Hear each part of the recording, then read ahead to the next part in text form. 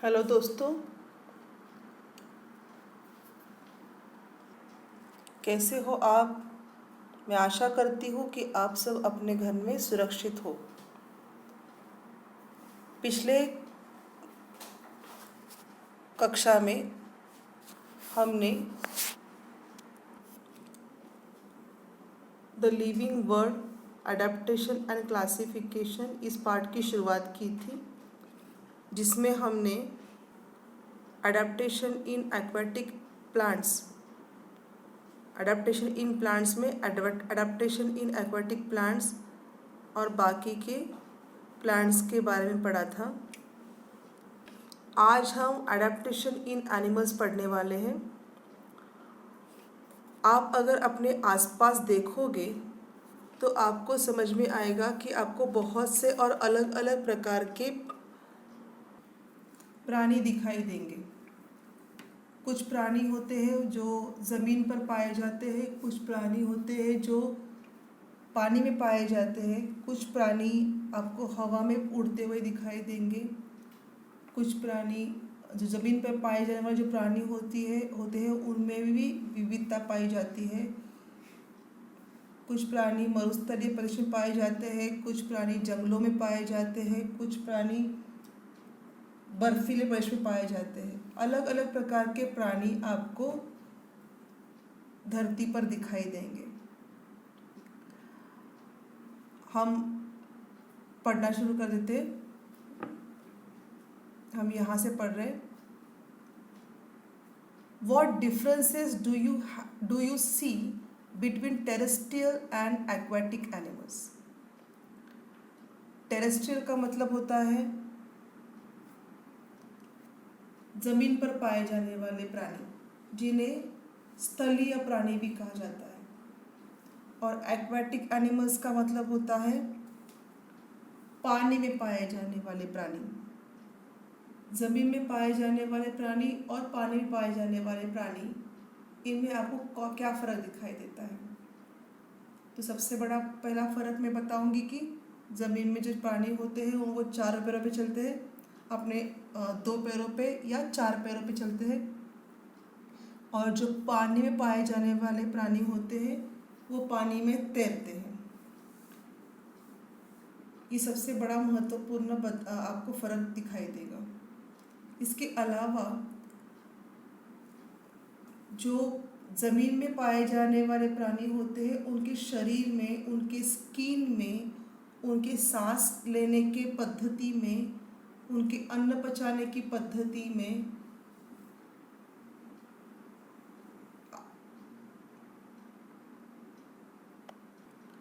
और पानी में पाए जाने वाले प्राणियों के स्किन में और सांस लेने की पद्धति में आपको बहुत डिफरेंस दिखाई देगा। हम यहाँ से पढ़ते हैं।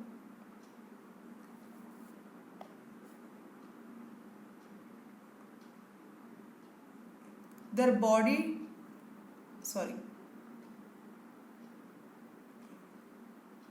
fishes have scales on the skin and fins on the body.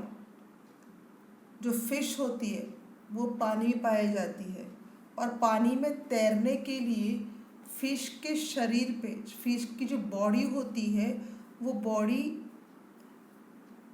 अलग प्रकार की होती है। उसमें कुछ स्पेशल कैरेक्टर्स आपको दिखाई देंगे।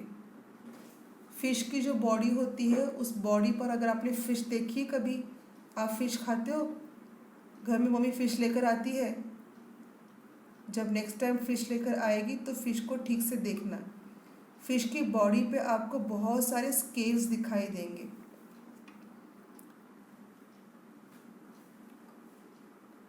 देखिए यहाँ पर आपको किताब में एक पिक्चर दिया हुआ है फ़िश का। एक फ़िश का पिक्चर मैं भी आपके लिए लेकर आई हूँ। ये देखिए, एक फ़िश है ये।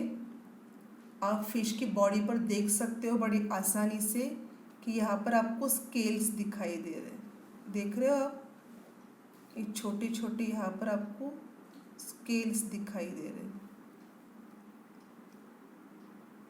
और ये है फिश के दो फिन्स, एक इधर है और एक इधर है। ये देख रहे हो आप, ये दो फिन्स है और ये एक फिन है।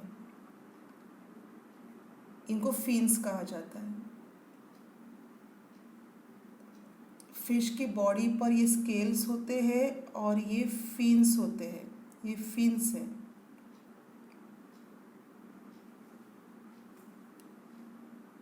ये देखो, ये भी फिन्स है।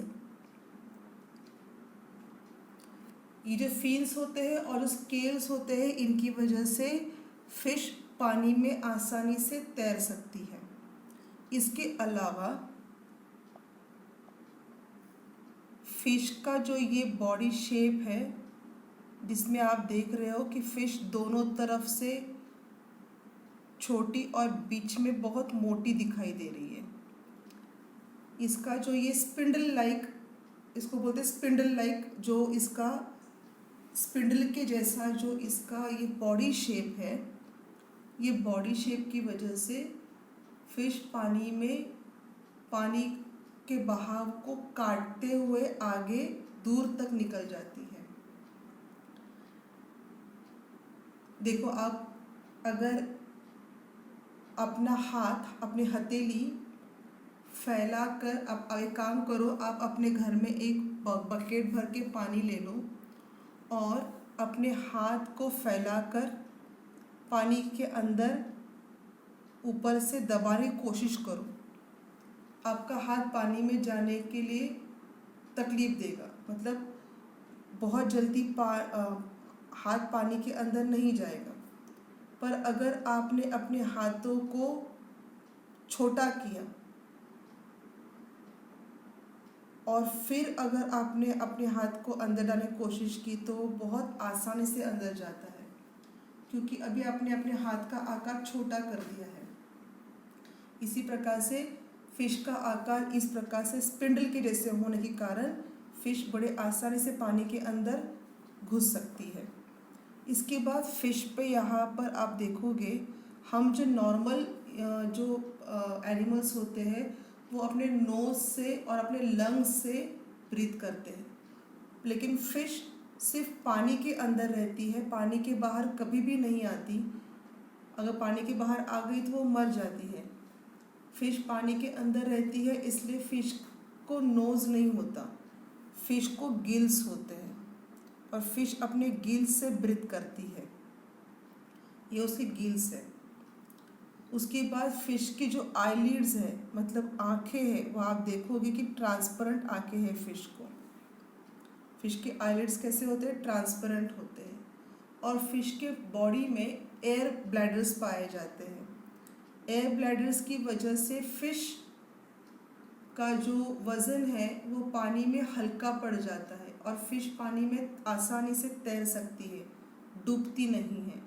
अगर आपने वज़नदार पत्थर पानी में डाल दिया तो वो नीचे डूब जाएगा, लेकिन फिश पानी में नहीं डूबती, क्योंकि फिश के बॉडी में एयर ब्लैडर्स होते हैं।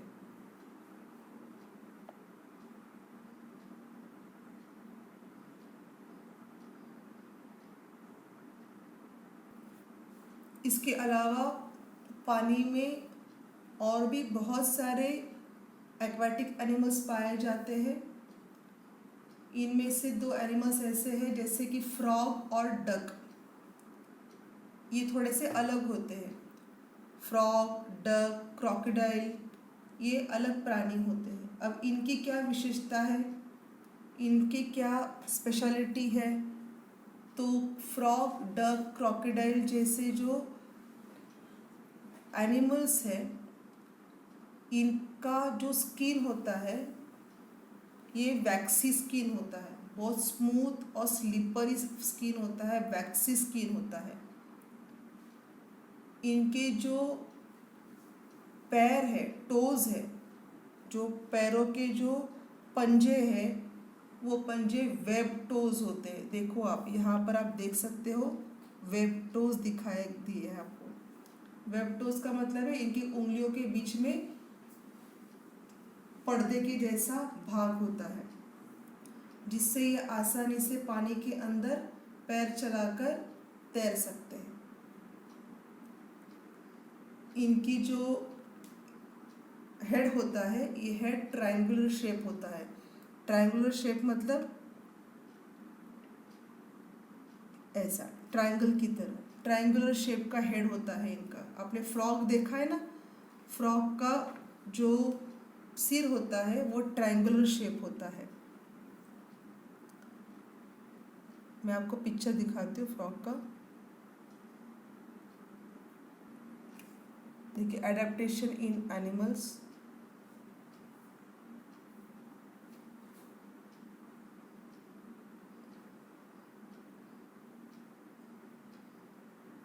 एक्वाटिक एनिमल्स, ये देखिए फ्रॉग और डक। फ्रॉग और डक के जो पैर होते हैं वो वेब-टोज होते हैं, इनको टोज जो होते हैं वो वेब-टोज होते हैं। So they can use their legs like a oars. Oars मतलब ये देख रहे हो आप, ये ओर्स है, ये आप देख सकते हो यहाँ पर, इसे ओर्स कहते हैं। जैसे कि चप्पू, चप्पू होता है ना जो पानी में चलता है, नाव चलाने के लिए चप्पू का इस्तेमाल होता है। तो इनके जो पैर होते हैं वो वेब-टोज होते हैं, जो चप्पू के जैसे पानी में तैरने के लिए काम में आते हैं। इनके फेदर्स जो होते हैं वो वैक्सी फेदर्स है। वैक्सी मतलब चिकने, मोम के जैसे। इनके जो पंख होते हैं उनमें मोम लगी होती है। उदाहरण के लिए ले लो वाटर हैन। वाटर हैन मतलब पानी में पाई जाने वाली मुर्गी, ये वाटर हैन है। ये देखिए, इसको कहते हैं वाटर हैन, पानी में पाई जाने वाली मुर्गी, पान मुर्गी। और डक, इनके जो फेदर्स होते हैं वो वैक्सी फेदर्स होते हैं, ताकि शरीर पर पानी जमा ना रह सके, क्योंकि ये हमेशा पानी के अंदर रहते हैं।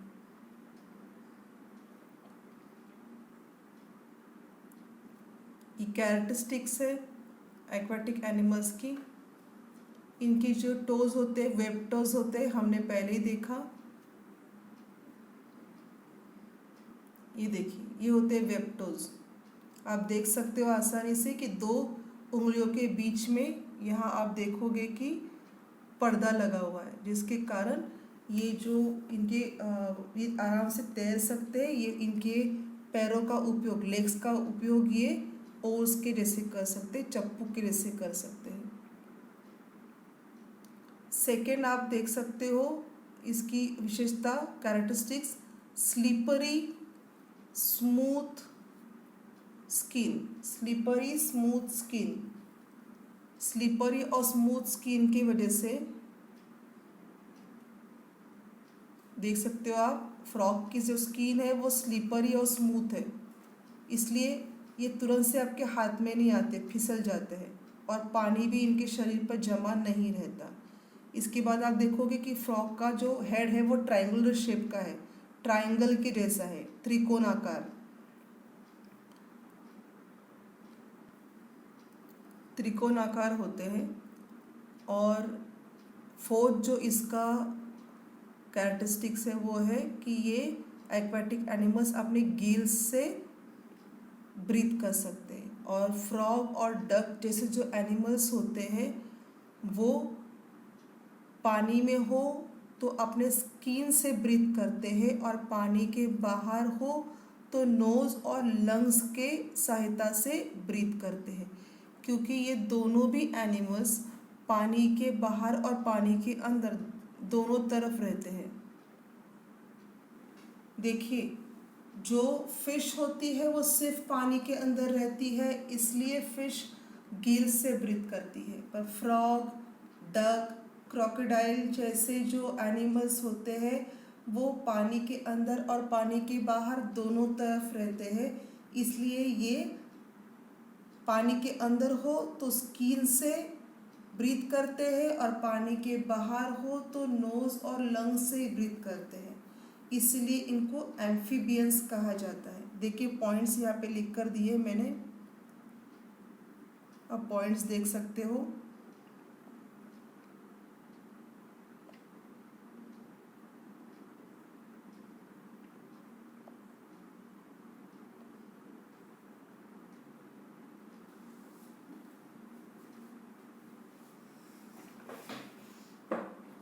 दे can breathe, they can live on the land. First देखिए, they can live on the land as well as in water. First वाला देख रहे पॉइंट हम लोग, they can live on the land. Frog, duck, crocodile जैसे animals पानी के ज़मीन पर भी रहते हैं, जिंदा रह सकते हैं, as well as in water, और पानी के अंदर भी जिंदा रह सकते हैं। Due to their ability to breathe through skin in water. क्या एबिलिटी है, कौन सा एडेप्टेशन आया है इनमें? इनमें ये एबिलिटी होती है, एबिलिटी का मतलब है इनमें ये योग्यता पाई जाती है कि वो पानी के अंदर रहने पर स्किन से ब्रीथ कर सके। अपने स्किन से ये ब्रीथ करते हैं, और पानी के बाहर आने के बाद ये अपने नोज़ और लंग्स से ब्रीथ करते हैं। इसी कैरेक्टरिस्टिक्स की वजह से उन्हें एम्फीबियंस कहा जाता है। एम्फीबियंस का मतलब है पानी के अंदर और पानी के बाहर रहने वाले प्राणी। एग्जाम्पल क्या है उनका? Duck, frog and crocodile. Crocodile मतलब मगरमच्छ। इसके अलावा जो फ्रॉग होता है, फ्रॉग के बैक पे यानी पीठ पे टिपिकल कलर पाया जाता है, ग्रीन, ब्लैक, येलो स्पॉट्स होते हैं, जिसकी वजह से फ्रॉग इजीली ग्रास में दिखाई नहीं देता, हाइड हो जाता है। आप देख सकते हो फ्रॉग का, मैंने यहाँ पर आपको चित्र दिखाया था। इस प्रकार से इस कलर वाला फ्रॉग आपको बहुत आसानी से ग्रास में दिखाई नहीं देगा, because of its typical colour on back. तो ये है हमारा एडेप्टेशन ऑफ एक्वाटिक एनिमल्स। इसमें हमने जो एग्जाम्पल्स देखे थे वो एग्जाम्पल्स थे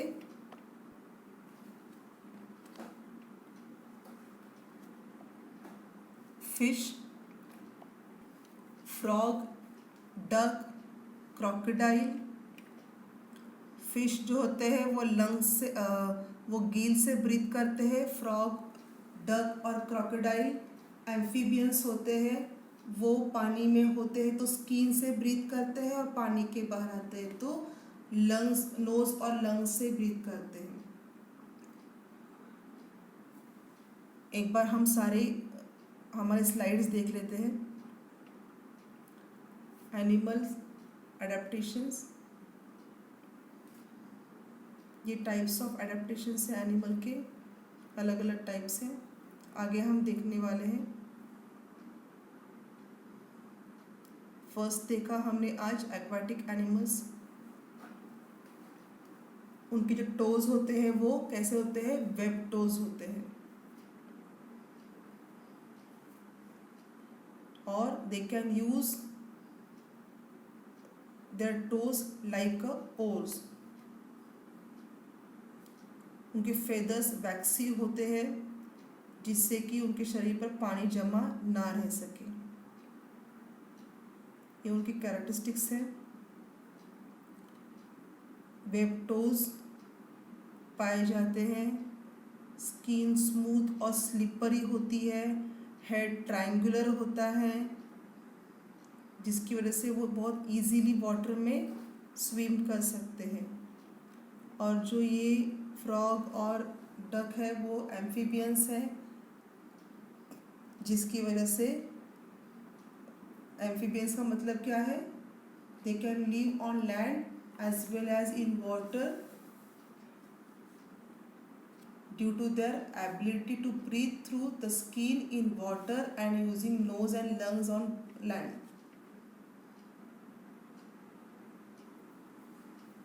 आज का ये पार्ट यहीं पे ख़त्म होता है। बच्चे इस वीडियो को शांति से देखेंगे, बार बार देखेंगे और समझने की कोशिश करेंगे। इसके साथ बुक में जो ई बुक आपको मैं आपको ई बुक भेजने वाली हूँ। ई बुक में भेजे गए जो बुक है आपकी, जो साइंस की बुक है वो मैं आपको व्हाट्सएप पे भेजने वाली हूँ। वो बुक आप खोलोगे और पेज नंबर 4 और 5 पढ़ोगे। धन्यवाद।